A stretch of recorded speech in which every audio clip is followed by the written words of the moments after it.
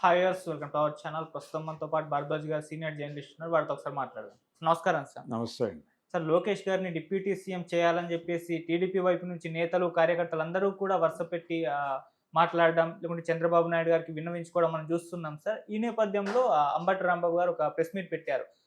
లోకేష్ గారిని deputy CM చేయడానికి అమిత్ షా గారు ఒప్పుకోలేదు, మాకు ఇన్ఫర్మేషన్ ఉంది అని చెప్పేసి ఆయన తన వర్షన్ అయితే చెప్పారు. అంటే ఇది పొలిటికల్‌గా ఆయన చెప్పారా? లేకుంటే నిజంగా బీజేపీ వైపు నుంచి ఏ రకంగా అభిప్రాయాలు ఉన్నాయి సార్ డిప్యూటీ సీఎంగా నారా లోకేష్ గారి విషయంలో? ఇప్పుడు ఒక్కడే డిప్యూటీ సీఎం ఉండాలి అనే విధానం ఏం లేదు.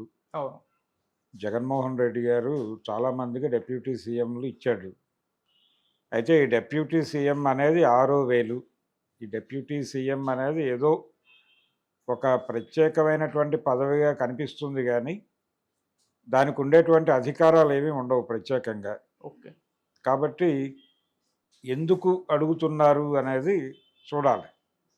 అంటే అంబటి రాంబాబు ఇన్ఫర్మేషన్ ఉంది అని చెప్పడానికి ఇది ఎలా ఉంటుందంటే, వైఎస్ఆర్సీపీ పాలన నడుస్తున్న రోజుల్లో ఇక్కడి నుంచి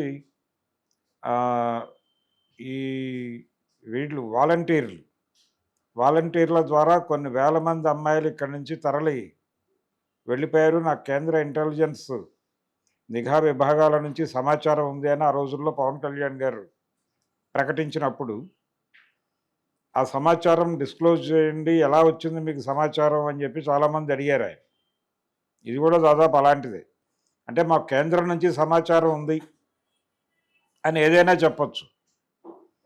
అమిత్ షా గారు బీజేపీకి ఏదైనా ఇబ్బంది ఉంటే ఇక్కడే మాట్లాడతారు. ఆ ఇబ్బంది ఉన్న పరిస్థితి ఏం కనబట్టలేదు. వాళ్ళు రాష్ట్ర వ్యవహారాల్లో పూర్తి స్థాయిలో సైలెన్స్ మెయింటైన్ చేస్తున్నారు. అంటే చాలా క్లియర్గా పురంధేశ్వరి గారు కూటమి ప్రభుత్వం అధికారంలోకి వచ్చిన తర్వాత ప్రత్యేకంగా మీడియా ముందుకు వచ్చి మాట్లాడిన సందర్భాలు లేవు. ఏ గందరగోళం జరిగినప్పటికీ ఆవిడ పెద్దగా స్పందించటం లేదు. పాజిటివ్ ఆర్ నెగిటివ్, కనీసం అభినందనలు తెలియజేసే కార్యక్రమాలు కూడా ఏం చేయట్లేదు. ప్రభుత్వం ఈ నిర్ణయం తీసుకుని చాలా అద్భుతంగా ఉందని కూడా ఎక్కడ అంటలేదు. మూగబోయినటువంటి వీణలాగా ఉంది భారతీయ జనతా పార్టీ ఆంధ్రప్రదేశ్ శాఖ. అది ఒక వ్యూహం. ఆ వ్యూహంలో భాగంగా వాళ్ళు అలా వ్యవహరిస్తున్నారు. అడపాదడపా ఎవరైనా బయట మీడియా అడిగిన సందర్భంలో ఏదో మాట్లాడుతున్నారు తప్ప విడిగా వాళ్ళు ప్రభుత్వ కార్యక్రమాల్లో కానీ కార్యకలాపాల్లో కానీ యాక్టివ్ రోల్ తీసుకోవాలి అని అనుకోవడం లేదు. ఒక రకమైన వ్యూహాత్మక మౌనంలో ఉన్నారు వాళ్ళు. కాబట్టి అంబటి రాంబాబు గారు ఏదో చెప్పాడు అంతే, అంతకు మించి అందులో వాస్తవం ఉందని నేను అనుకోవడం లేదు.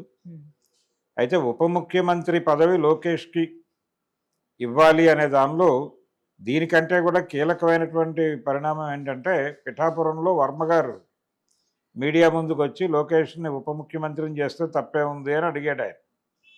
మరి ఆయన 1 కోటి మంది పైగా సభ్యత్వం చేర్పించాడు లోకేష్ గారు.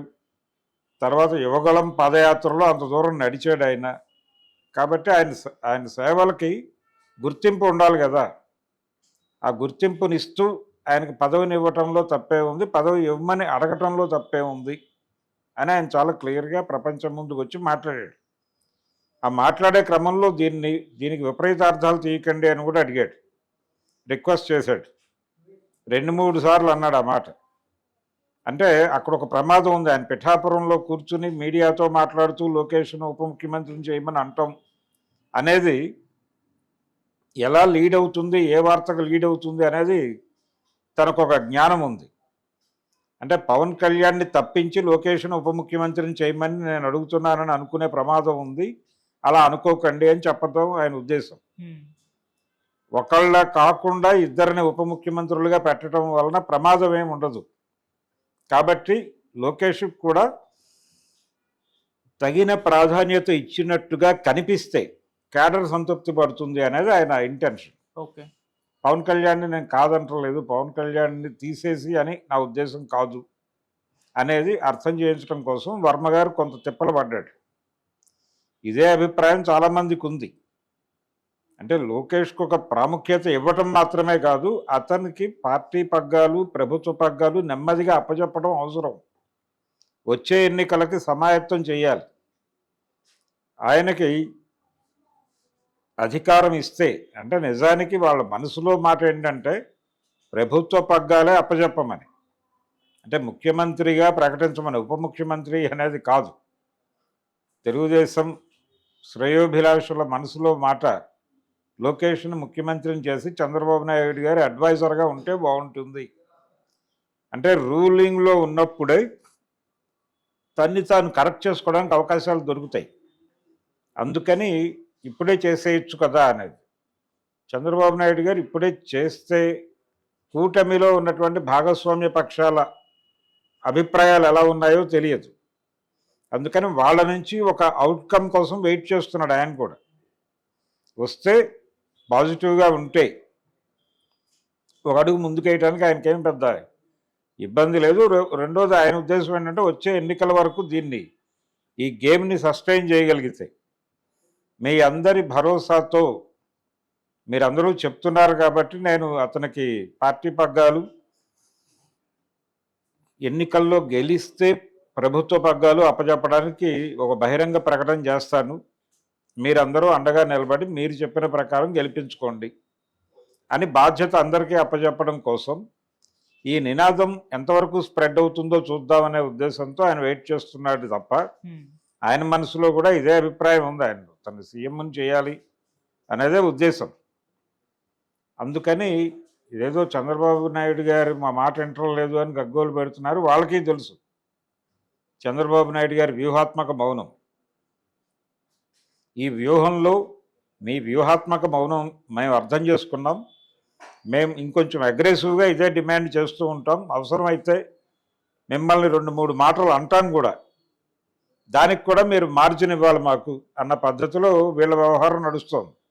ఎవరెవరైతే ఫోర్ ఫ్రంట్లో ఉండి లోకేష్ని ముందుకు తీసుకురావాలి అని మాట్లాడుతున్నారో వీళ్ళందరి మనసులో మాట అదే.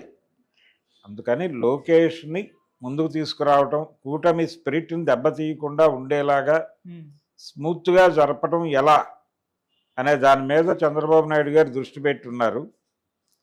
అటువైపు నుంచి కూడా కొన్ని దాడులు జరుగుతున్నాయి. అంటే వాళ్ళు లోకేష్ను ఉప ముఖ్యమంత్రిగా చేస్తే